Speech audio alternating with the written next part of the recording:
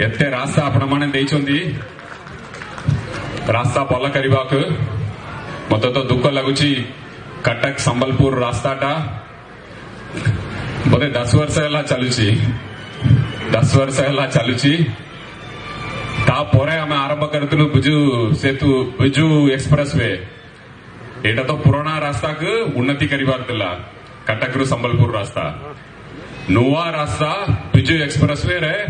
बरगढ़ रु अंपानी पर्यंत नुआ रास्ता हे गला ए पुराना रास्ताटा एबे पर्यंत ठीक लागु नहीं आमे आशा करिबा ए अंचल रु केंद्रीय मंत्री अछंती आशा करिबा और विलंब ना करी ए रास्ता के ठीक ठाक करिबा पे हमें आशा करिबा मु जानिबा पाइली से माने समस्त जातीय राजपत्र जाऊ नांती से माने निजे गाड़ी चलाउछंती हमर